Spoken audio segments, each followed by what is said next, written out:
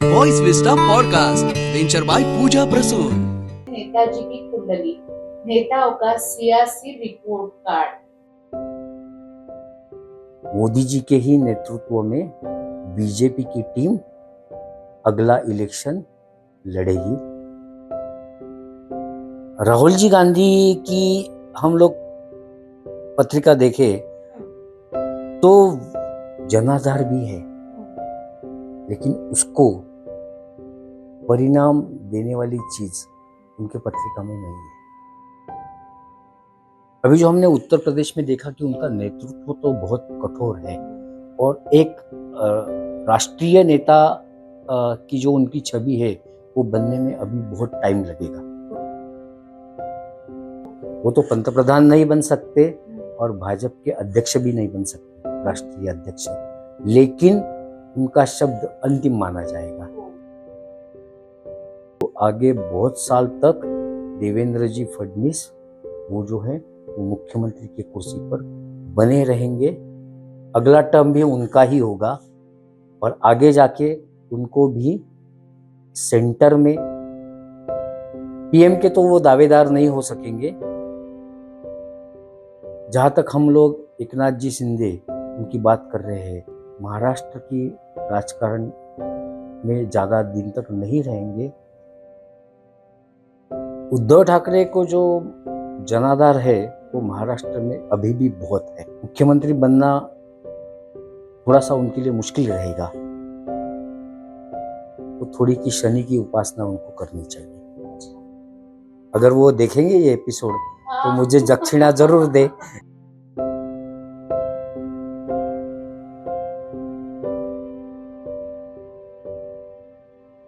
Welcome to the Voice Vista, venture by Pooja Prasoon, proudly presents a podcast series कुंडली, कर्म and सच with doctor Sanjay ji Kulkarni.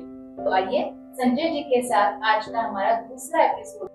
तो आइए आज के हमारे सेकंड पॉडकास्ट में संजय जी कुलकर्णी का बहुत बहुत स्वागत करते हैं और हमारे सेकंड एपिसोड का आज का सब्जेक्ट से नेताजी की कुंडली, नेताओं के सियासी रिपोर्ट कार्ड।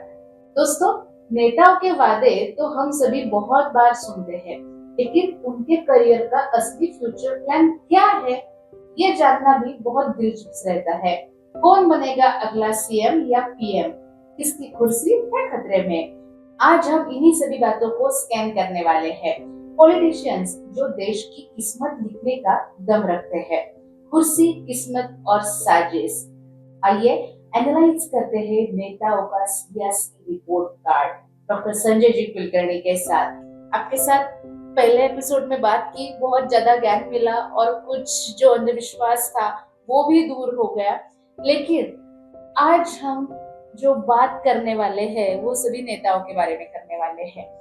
सर जी, माननीय पंतप्रधान नरेंद्र जी मोदी जो देश की धुरा संभाल रखे हैं, तो आने वाले कुछ सालों में माननीय पंतप्रधान नरेंद्र जी मोदी का सियासी भविष्य आपको कैसे दिखता है? बहुत ही अच्छा सवाल है। और अभी का जो हम लोग भारत में जो वातावरण देख रहे हैं तो उसमें मेरे बहुत सारे दोस्तों ने मेरे को बोला कि आप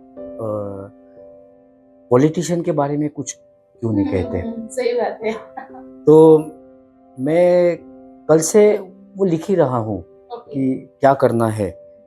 अभी भी मैं टेक्नोलॉजी का यूज करता हूँ, तो मैं मेरे मोबाइल पे मैंने आते आते भी लिख रहा था और कुछ मोदी जी के बारे में और कुछ बहुत सारे लोगों के बारे में मैं लिख रहा था। मेरे पास जो मोदी जी के डिटेल्स है वो अनुराधा नक्षत्र के है। ये लोग बहुत ही राजनीति में माने हुए जाते हैं और गुप्त नियोजन करते हैं। मानसिक अवस्था उनकी बहुत स्ट्रांग रहती है। क्या बात? मोदी जी के बारे में, और कोई भी बड़ा संकट आए उसमें स्टेबल रहना, ये एक मोदी जी की खासियत मुझे जो लगी। मैं ज़्यादा उनके काम के बारे में तो जानता नहीं हूँ, क्योंकि पॉलिटिशियन के जो काम है वो देखने में मुझे तो कोई रुचि नहीं है, लेकिन दोस्तों की मांग की वजह से मैं थोड़ा इस विषय में अभ्यास करने लगा। उनका जो सूर्य है वो बहुत ही प्रभावी है, तो जो सेंटर में रहना चाहिए। देश के जो अभी जो कुछ चीज़ें जिसकी चल रही है तो उसके सेंटर में रहने की उनकी जो आदत है उसे वो सूर्य की वजह से है। ओके। ये लोग राजकारण में बहुत आगे जाने वाली कुंडली है। ये लोग गुप्त नियोजन करते हैं। अपनी जो आगे जाके वो क्या करने वाले हैं ये किसी को बताते नहीं हैं, अपने मन में ही रखते हैं और एकदम शांत तरह से वो काम करते हैं। कोई भी संकट आ गया उनके ऊपर तो भी वो डगमगते नहीं है, एकदम शांत तरीके से वो प्रॉब्लम को वो सॉल्व करते हैं। ये ऐसी उनकी कुंडली है। उनका बुध भी मजबूत है। उनका जो कुंडली में मंगल है वो मंगल और शनि उनको नेतृत्व और जो कठोर निर्णय बीच में हमने सब लोगों ने झेले, कुछ लोगों के जन जीवन पे उसका जैसे हमें लगा कि वो बुरा असर है लेकिन आगे जाके बहुत अच्छा असर होने वाला है। वो मोदी जी वो निर्णय के लिए माने जाते हैं और वो उनकी कुंडली में जो मंगल और शनि है उसके प्रभाव का कारण है। ओके। तो आपको जो मिस आपने मुझे जो सवाल पूछा है शायद लोगों को उत्सुकता होगी कि आगे वाला जो इलेक्शन है वो किसके नेतृत्व में जाएगा। तो मोदी जी के ही नेतृत्व में बीजेपी की टीम अगला इलेक्शन लड़ेगी और आगे जो पंतप्रधान देश का होगा वो नरेंद्र मोदी जी हैं। ओके। तो सर हमारे लीडर्स जो है वो बहुत ज्यादा हमारे दावे जो है वो करते रहते हैं। वैसे ही हमारे और एक लीडर जो है राहुल जी गांधी। तो राहुल जी गांधी के बारे में आपको क्या लगता है कि राहुल जी गांधी को फ्यूचर में कोई बड़ी या सॉलिड अपॉर्चुनिटी मिल सकती है?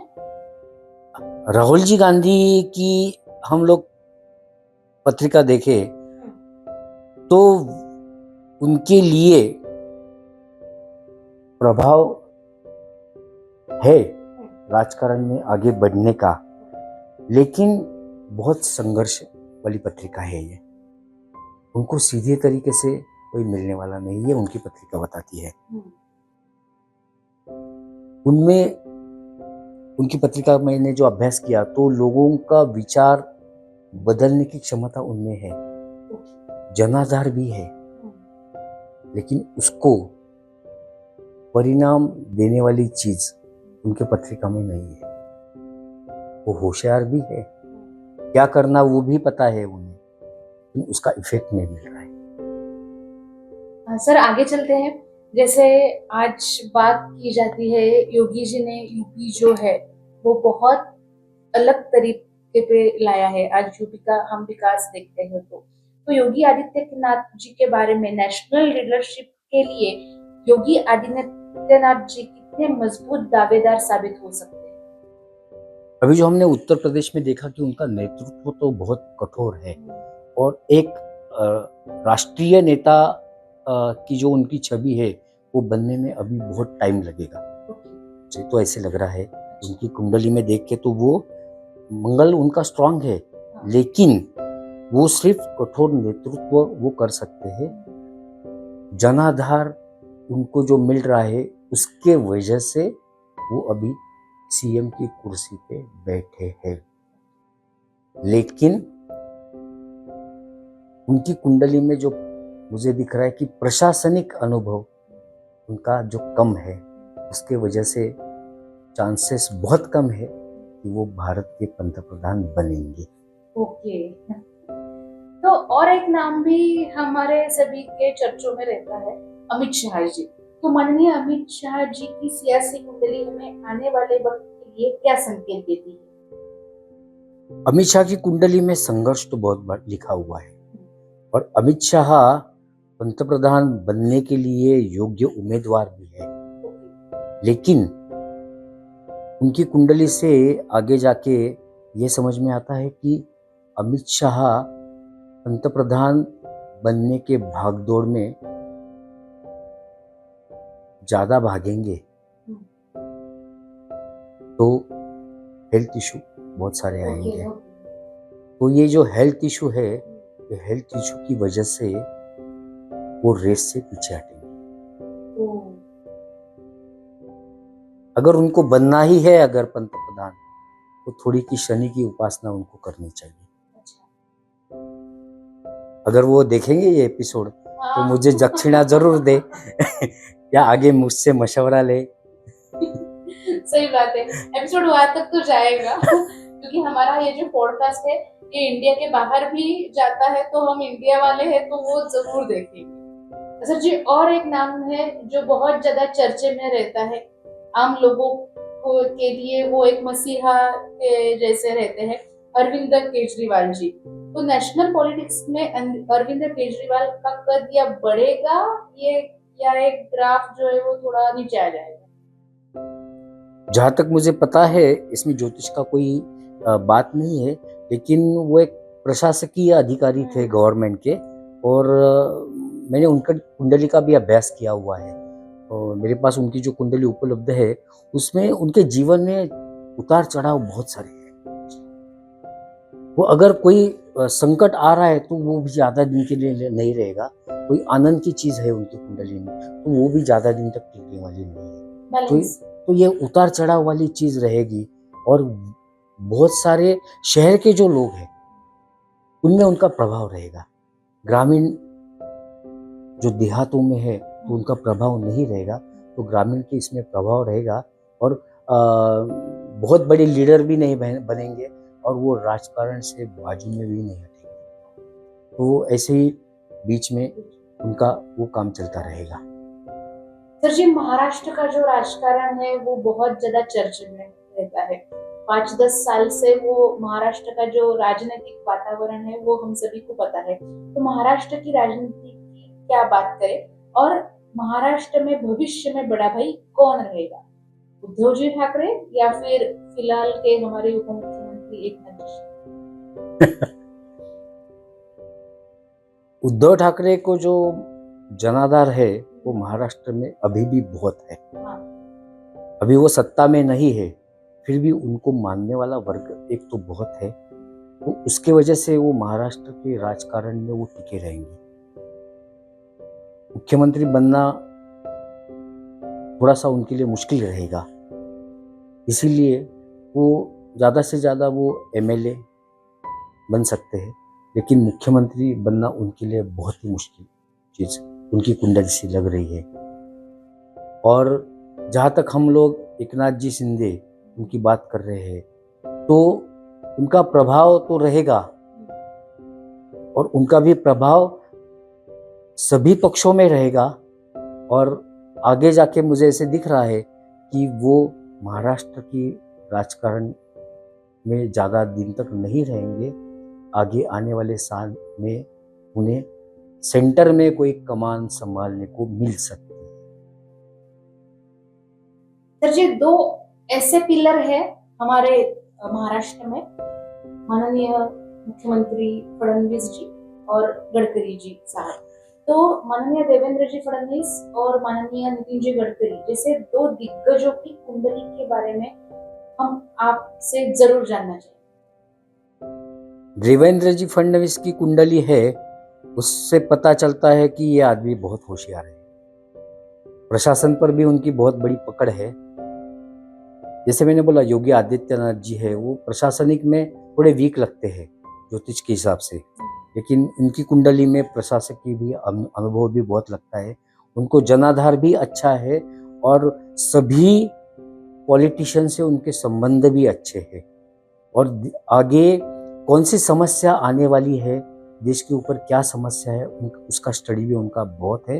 तो आगे बहुत साल तक देवेंद्र जी फडणवीस वो जो है वो मुख्यमंत्री की कुर्सी पर बने रहेंगे। अगला टर्म भी उनका ही होगा, और आगे जाके उनको भी सेंटर में पीएम के तो वो दावेदार नहीं हो सकेंगे, लेकिन उनका जो पक्ष है, शायद वो बीजेपी में है ना, तो उनका वो जो पक्ष है वो पक्ष में उनको बहुत बड़ी जिम्मेदारी मिल सकती है। भाजपा के पक्षाध्यक्ष बनने का भी उनके कुंडली में योग है। सर जी, सभी हमारे नेताओं के बारे में तो हमने बात कर ली। मैं आपको टोकता हूँ हाँ, कि गडकरी जी के बारे में मैं बताना भूल गया। हाँ, गडकरी का भी प्रश्न आपने पूछा था। गडकरी की जो कुंडली अभी जो बोल रही है, तो उनको भी अमित शाह की तरह अपने आरोग्य के ऊपर, हेल्थ के ऊपर ध्यान देना चाहिए। भाजपा में उनकी जो छवि है वो आगे जाके और बढ़ने वाली है। उनको मानने वाला और बड़ा वर्ग 2029 के बाद, तारीख लिख लो, 2029 के बाद उनको मानने वाला वर्ग बहुत बड़ा होगा और वो जो कहेंगे वही चीज़ें भाजपा में होंगी। वो तो पंतप्रधान नहीं बन सकते और भाजपा के अध्यक्ष भी नहीं बन सकते, राष्ट्रीय अध्यक्ष, लेकिन उनका शब्द अंतिम माना जाएगा। ये उनके कुंडली में लिखा हुआ है और उनकी जो छवि है वो और अच्छी बनेगी। सर जी, इन सभी नेताओं के बारे में तो हमने बात कर ली, लेकिन हम सभी जहाँ पे रहते हैं, हम जिसको माँ कहते हैं, हमारी भारत माता, और हमारे देश का विकास, ये हर एक आम आदमी के लिए ये बहुत गर्व की बात है कि हमारा देश कहाँ पे जाएगा। क्योंकि हमारे देश का जब विकास होता है तो मन जो है, हमारा सीना जो है वो प्रफुल्लित हो जाता है। तो ओवरऑल देखें तो हमारे देश की राजनीति और भारत का भविष्य किस दिशा में जा रहा है, इसके बारे में आप क्या बातचीत कर सकते हैं? भारत की कुंडली मकर राशि की कुंडली है, तो आगे जाके भारत का विकास और होने वाला है। आप जैसे सुनने में आया है कि भारत की अर्थव्यवस्था अभी टॉप 3 या 4 में भारत की अर्थव्यवस्था है, तो वो आगे जाके और बढ़ने वाली है। 2027 के बाद, इसके पहले भारत को विकसित भारत पे आगे बढ़ने के लिए जो जो पॉलिटिशियंस ने एफर्ट लिए हुए हैं, मैं किसी एक पक्ष की बात नहीं कर रहा हूँ, लेकिन जिस पॉलिटिशियन ने उसके लिए प्रयास किया हुआ है, उसका इफेक्ट 2027 को आपको देखने को मिलेगा। अभी वर्ल्ड में आप जो ये युद्धजन्य परिस्थिति देख रहे हैं, उसकी वजह से बहुत लोगों को तकलीफें झेलनी पड़ रही है, लेकिन 2027 के बाद 2030 तक आप देखोगे भारत की अर्थव्यवस्था इतनी और आगे बढ़ेगी। भारत को पूरे वर्ल्ड में एक आइकॉन की तरफ देखा जाएगा और ये भारत 2027 के पहले वाला भारत कैसा था और अभी वो कैसे हो गया है, इसकी चर्चा पूरे वर्ल्ड में लोग करने लगेंगे। तो बहुत ही सर जी ने हमको बहुत जैसे बोलते हैं कि एक पॉजिटिव सोच भी दी, एक आनंद भी दिया कि भारत बढ़ेगा तो हमारा सीना भी और गर्व के साथ फूला होगा। भारत माता की जय, ऐसा कहते हैं। और आज के हमारे पॉडकास्ट की समाप्ति यहीं पे करते हैं। Bye bye. धन्यवाद।